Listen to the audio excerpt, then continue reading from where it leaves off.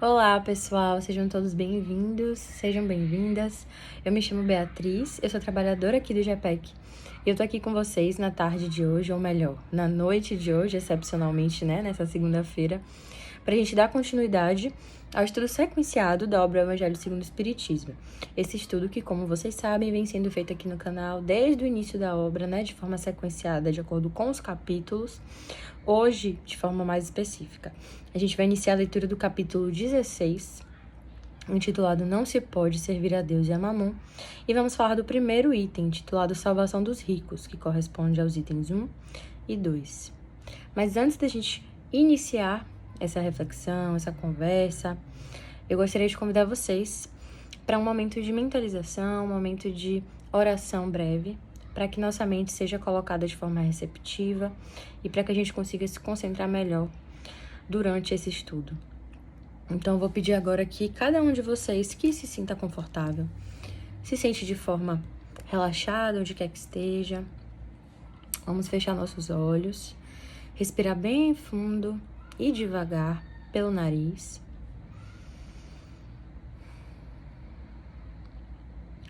Vamos sentindo todo o nosso corpo relaxando, esvaziando a nossa mente, para que esse momento breve, mas importante e insubstituível de estudo seja propício, seja oportuno para esse ano que se inicia, esse novo ciclo que com certeza trará novos desafios, novas batalhas e novas oportunidades para que possamos trabalhar nossa resiliência, nossa perseverança. Esse ano que também com certeza trará muitas bênçãos nas nossas vidas. Vamos agradecer pela oportunidade de estarmos aqui reunidos no início desse novo ciclo, mais uma vez, em prol do estudo, do automelhoramento, em prol de aumentar os nossos conhecimentos, de aumentar e aprofundar nossa compreensão acerca das propostas trazidas por Jesus Cristo. Que cada um desses ensinamentos, que essas reflexões nos sejam úteis não só hoje, não só nessa próxima semana, mas também nesse novo ano de 2024. Vamos pedir a permissão da espiritualidade para que o estudo ocorra de forma tranquila e para que nós saibamos aproveitar cada uma das lições aqui trazidas com essa leitura. Que assim seja. Vamos então realizar a leitura, dessa parte do Evangelho que leremos hoje. E em seguida, vamos realizar alguns comentários. Essa parte, Salvação dos Ricos, ela é composta de duas passagens retiradas diretamente dos textos bíblicos. Uma passagem, ela está no Evangelho de Lucas, e a outra passagem, ela é citada em diversos evangelhos. Então, vamos ver ela tanto em Mateus, quanto em Lucas, quanto em Marcos. Então, vamos lá começar então a leitura. Salvação dos ricos. Ninguém pode servir a dois senhores, porque ou odiará um e amará a outro, ou se prenderá um e desprezará o outro. Não podeis servir simultaneamente a Deus e a Mamon. Lucas, capítulo 16, versículo 13.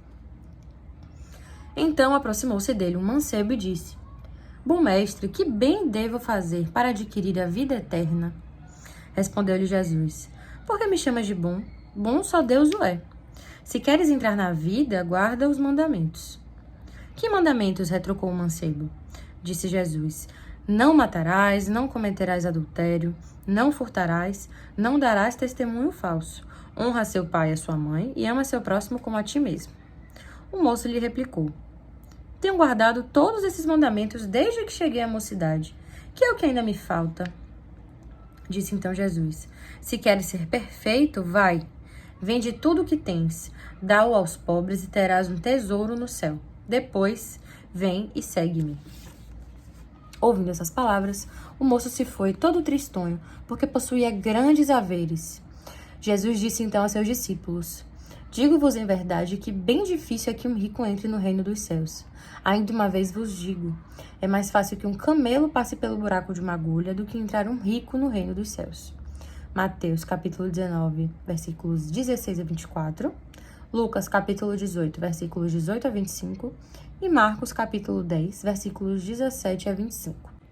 O título desse capítulo, Não se pode servir a Deus e a Mamon, também está presente na fala trazida por Jesus nesse primeiro item, né, na passagem de Lucas. E ela cita Mamon.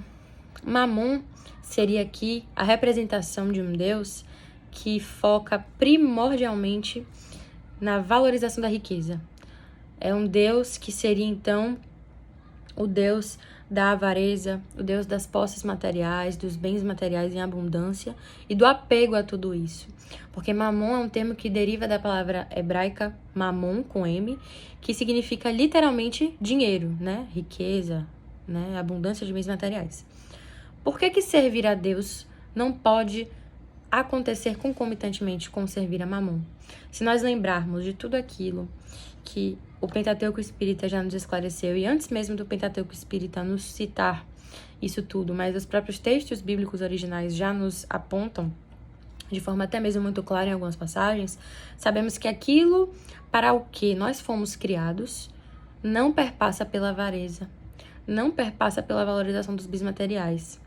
Sabemos que fomos criados e sabemos que nós, enquanto seres espirituais e, portanto, imortais, estamos aqui de passagem. E nós retornamos a essa vivência terrena vez após vez após vez. Nesse retorno constante, aparentemente sem fim, nós estaremos sempre diante de bens materiais, sejam eles abundantes, sejam eles escassos. Precisamos, então, trabalhar essa relação com os bens materiais, sempre lembrando que não são esses bens que vão determinar o meu valor enquanto espírito, o meu valor enquanto ser imortal, o meu valor enquanto filho de Deus, o meu valor enquanto ser em eterna evolução moral, em eterna evolução do meu intelecto, das minhas virtudes verdadeiras de coração, de alma. Servir a Deus é, portanto, agir de acordo com aquilo que nós sabemos que está em consonância com o que vai alavancar nossa trajetória evolutiva.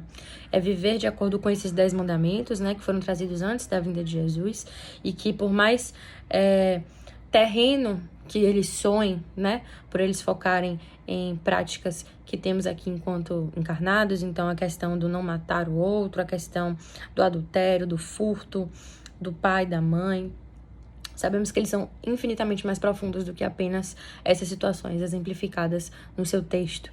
Então, viver de acordo com o que Deus quer para nós, quer entre aspas, porque sabemos que Deus é uma força motriz, a causa primeira de todas as coisas, e não uma pessoa como nós, né? Mas é viver de acordo com aquilo que sabemos que podemos fazer de melhor, aquilo que já está no nosso coração, que já está no nosso âmago, que já é instintivo, né, da nossa atitude enquanto ser humano, mas que nem sempre somos capazes de perceber, porque nem sempre damos brecha a essa lógica, a atingir esse raciocínio de que amar ao próximo como a mim, né, é o sinônimo da continuação da minha espécie, né, falando a partir até mesmo da perspectiva da natureza. Amar ao próximo como a mim é facilitar todo o funcionamento de uma sociedade e, portanto, o funcionamento da minha vivência enquanto parte dessa sociedade, né? Isso falando de forma bem material. Então, para muito além disso, sabemos que é justamente amando ao próximo como a mim mesmo, ou melhor, como a mim mesma, é que eu vou ser capaz de trabalhar cada uma daquelas virtudes que vão me tornar um espírito evoluído, que vão me tornar um espírito que de fato valoriza o que precisa ser valorizado, né? E o que seria então servir a mamon? Seria viver em prol de algo que é passageiro, que são essas riquezas materiais. Servir a mamon seria guiar cada um dos meus propósitos, dos meus planos de vida, dos meus objetivos, das minhas metas, tendo como foco ou conseguir juntar dinheiro em grandes somas ou manter o dinheiro que eu já tenho, né?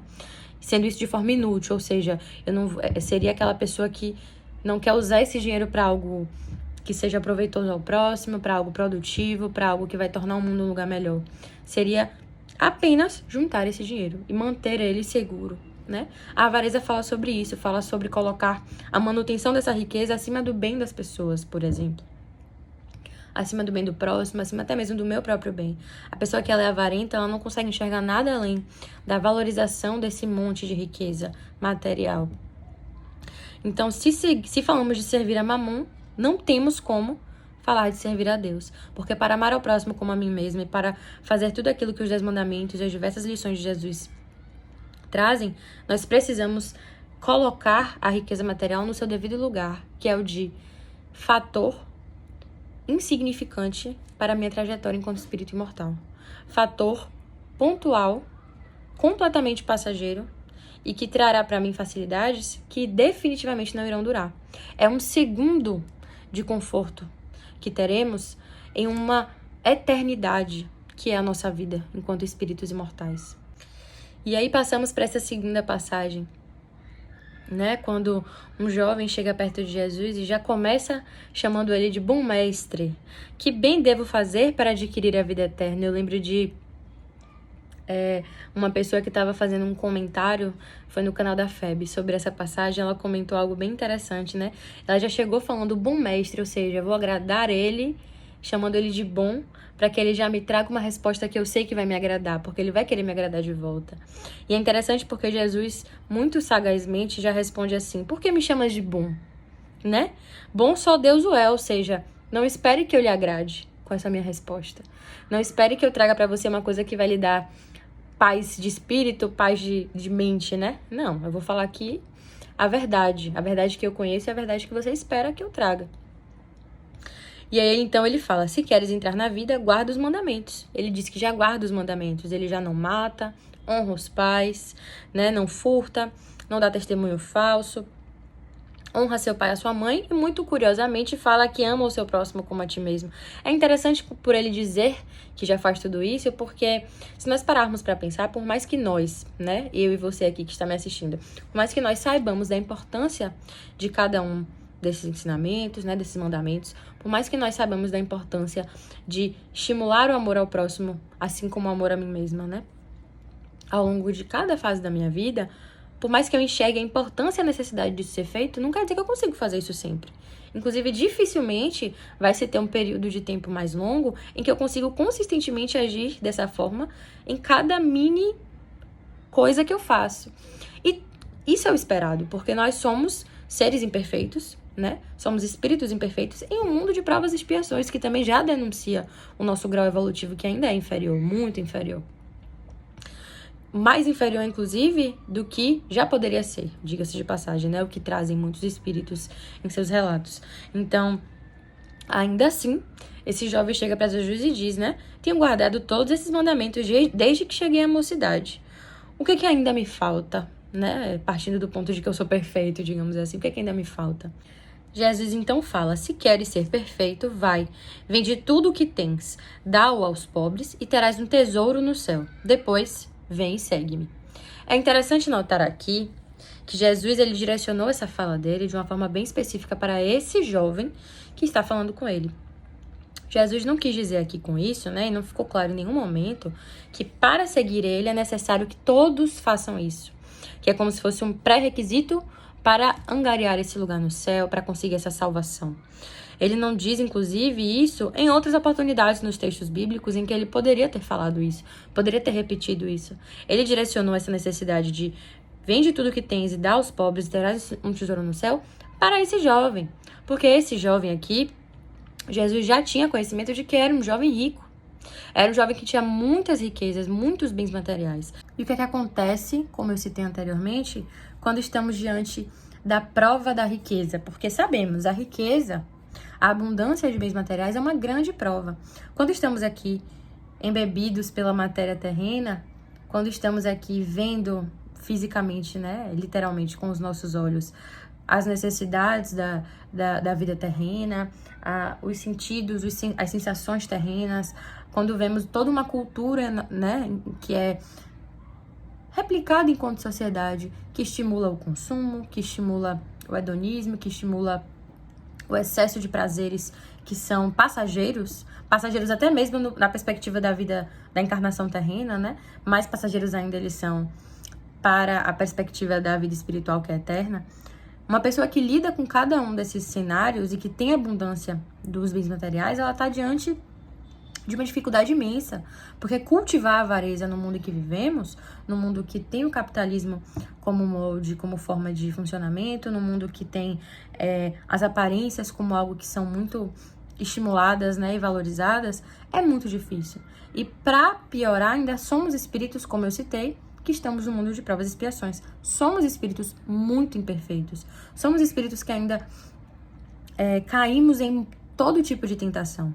Lidar com a avareza é uma grande dificuldade, é como se fosse uma verdadeira trave, né, no nosso olho, como é dito na outra passagem, né, de Jesus. Então, por isso Jesus trouxe isso diretamente para esse jovem. É como se fosse o seguinte: pode até ser que você esteja fazendo tudo isso mesmo, jovem, que você está dizendo que faz.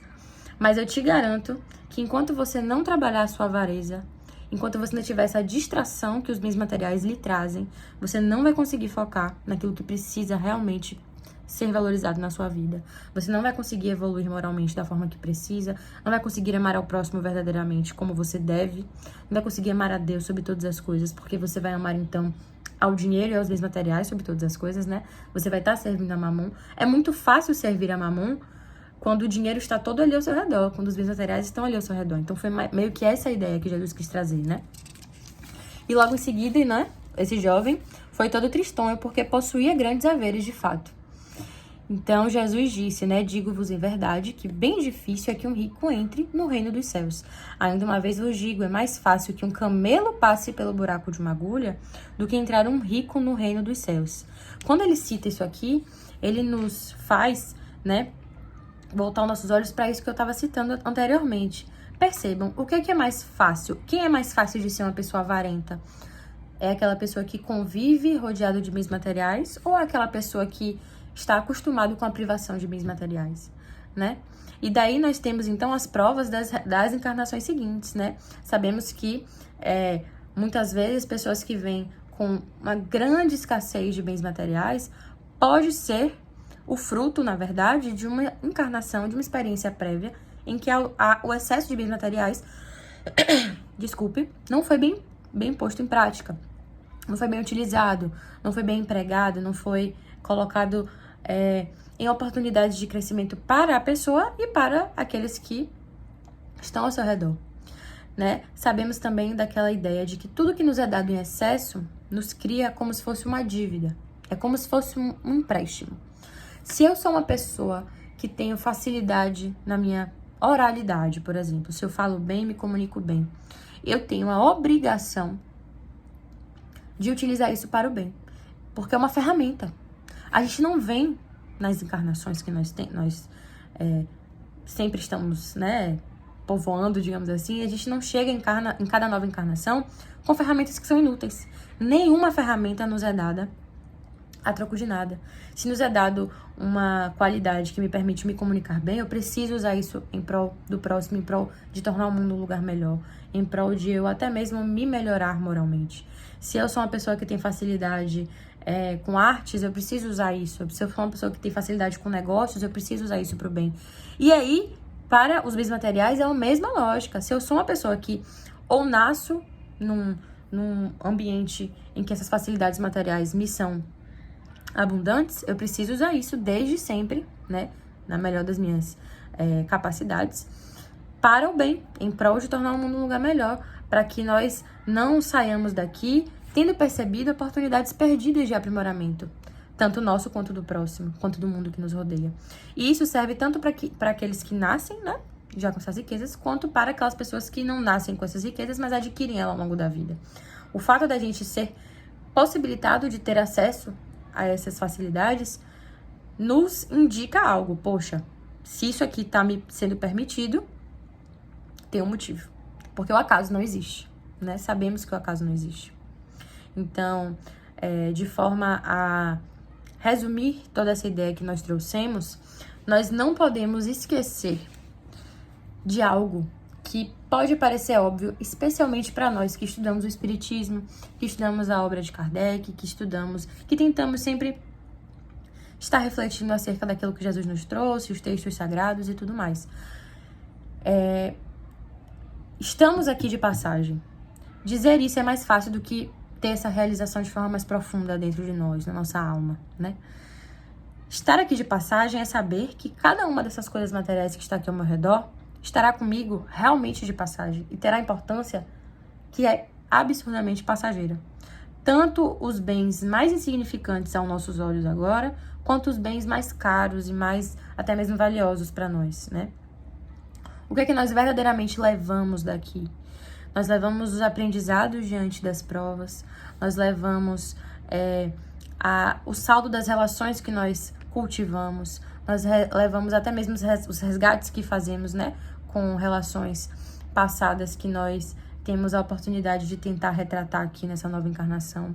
Nós levamos aquilo que fica plasmado em nosso âmago, aquilo que ajuda a compor nosso cabedal moral, nosso cabedal ético. São os tijolinhos do nosso espírito, são os tijolinhos da nossa alma. Tem coisas que nós somos ensinados a valorizar e até mesmo estimulados, né, pelo meio em que nós vivemos, porque sabemos que precisamos de fato trabalhar. Precisamos de fato juntar dinheiro, porque para viver precisamos de dinheiro, né, no mundo atual. Precisamos de dinheiro para comida, para saúde, precisamos de dinheiro para locomoção, para projetos diversos. O dinheiro, ele não é o mal. O mal aqui é a avareza. É o mau uso do dinheiro e a hipervalorização, né, desses bens materiais, dessas riquezas materiais. A passagem de Jesus pela Terra, né, há 2000 anos, deixou diversos ensinamentos e diversos pontos muito claros. E um deles, talvez um dos principais, é o fato de que para estar ao lado dele, para aprender com ele, para seguir os passos dele, não precisamos ter nenhuma riqueza material, não precisamos ter mesmo nenhum bem material, né? Ele se aproximou justamente daqueles que nada tinham. Ele deu voz àqueles que nada tinham. Ele mostrou, ele oportunizou que aqueles que nada tinham, né, representassem ali, dessem exemplos, né, vivos de uma riqueza espiritual gigantesca, né? Fossem exemplos vivos de uma evolução que pouco se via naquela época e que pouco se vê ainda hoje. Então não podemos esquecer disso. Não podemos esquecer que temos conhecimento acerca do que realmente importa, só não podemos deixar de relembrar desse conhecimento. Porque o óbvio precisa ser dito, a gente precisa sempre estar relembrando. E tá tudo bem relembrar, tá tudo bem a gente nem sempre tá lembrando disso, né? O importante é nós, após errarmos, após os momentos em que a avareza talvez vença a nossa atitude, que talvez nós não saibamos colocar em seu devido lugar cada uma das coisas que me cercam, né? Que nos cercam. Após esse momento é importante apenas levantar e não repetir esse erro. Mais importante do que não errar é não repetir o erro. Então é isso, meus amigos, minhas amigas. Eu espero que essa nossa conversa de hoje tenha sido frutífera para vocês. Eu sei que para mim foi muito frutífera. Eu espero, inclusive, que vocês tenham a oportunidade e aproveitem a oportunidade para reler esses textos, para até mesmo reler textos dos capítulos anteriores, aqueles que vocês talvez tenham tido alguma dificuldade de compreensão, ou então aqueles que vocês tenham gostado muito e gostariam de revisitar. Porque a cada oportunidade que temos aqui para ler e reler esses textos, né? Tanto os textos bíblicos quanto as explicações trazidas por Kardec no seu Pentateuco, a cada releitura, novos ensinamentos são trazidos, novas reflexões são trazidas. Então, não esqueçam disso. E para finalizar, vamos realizar mais um momento bem breve de oração. Eu gostaria de pedir novamente que vocês, né, aqueles que se sentem confortáveis para isso, fechem os olhos, se sentando de maneira bem relaxada, onde quer que estejam. Novamente respirando bem profundamente pelo nariz.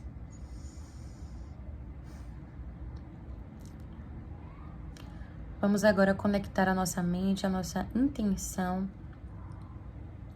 a nossa atenção à espiritualidade maior que nos rege, que nos envolve em amor, em saúde, em amparo nesse momento e em todos os outros. Obrigada, Pai Celestial, obrigada, espíritos amigos e bondosos que estão sempre aqui conosco. Obrigada àqueles espíritos irmãos, os anjos de guarda que tanto nos auxiliam com suas intuições, com sua boa vontade, com seus conselhos amorosos em nossas vidas. Que nesse novo ano de 2024 estejamos de ouvidos abertos, de olhos abertos, de corações abertos, para que esses conselhos alcancem o nosso âmago, alcancem nosso cérebro, a nossa mente. Que saibamos, de uma vez por todas, colocar em seus devidos lugares cada uma das coisas que nos rodeiam. Que saibamos priorizar aquilo que verdadeiramente importa. A caridade, o amor ao próximo, a afabilidade, a não maleficência. Que saibamos colocar em prática cada vez mais esses mandamentos trazidos antes de Jesus e reforçados por Ele. E que possamos aproveitar as oportunidades de crescimento e de autoaprimoramento. Que o novo ano traga bênçãos, saúde, perseverança e, acima de tudo, coragem de nossa parte. Que tenhamos coragem para seguir, coragem para não cair nos mesmos erros, coragem para assumir quando erramos e coragem para permanecer no caminho que sabemos que é o certo. Assim seja. Obrigada, pessoal, pela paciência, pela escuta. Nos vemos em breve. Tchau, tchau.